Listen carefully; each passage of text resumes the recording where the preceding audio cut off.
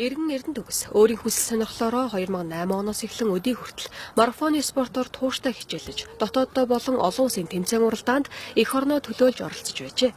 Тэрээр тэрэгэн зэртэй хэмээн хойш суулгүй, бэлтгэл сургуультаа өдөр бүр хийхин хажуугаар сувлын газар жолооч хийдэг байна. Бэлтгэл сургуультаа хийх газар олддоггүй учраас дулааны улиралд гадаа өвлийн хүүтэнд спорт зааланд бэлтгэлээ хийдэг гэлээ.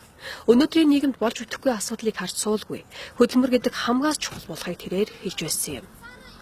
Олимпийн ирэх олох тэмцээнд оролцож байсан. Тэгээд Сеулийн олон улсын марафонд 3-4 удаа оролцсон. Тэгээд улсдаа зохиогддог марафонуудад бол улсын аваргын тэмцээн, улсдаа зохиогддог олон төрлийн марафонууд бол бүгд төрүүлж ирсэн юм.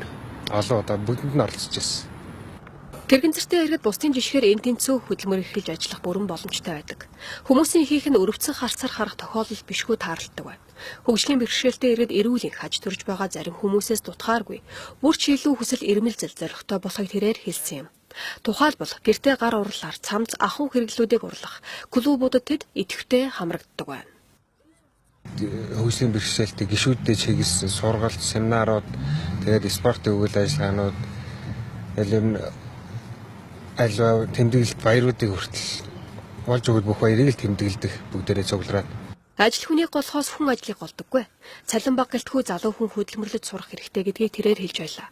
Цааш тийх ажил хүсэл сонирхол зөвхөн марафоны спортоор дуусахгүй. Үргэлжлүүлээд туялзуур сэлэмний спортоор хичээлэх зорилгыг эдийнэ тавьсан байна. Залуучууд яг дор бүрнээ би өөртөө тохирсон ажлыг гололгүй л хийх хэрэгтэй. Хамгийн гол нь цалин их бага нь хамаагүй, ажлын цаг урт бай бага бай хамаа байхгүй. Ямар ч байсан ажилтай байхад л хүн хоосоо онохгүй. Тийм учраас ажилтай байгаараа ямар нэгэн юм заавал оролдоорой. Хөгжлийн бэрхшээлтэй хэмээн өөрийгөө бусдаас тусгаарлалгүй энэ тэнцүү хөдөлмөрлөх боломж хэн бүхэнд байгааг хэлсэн юм а.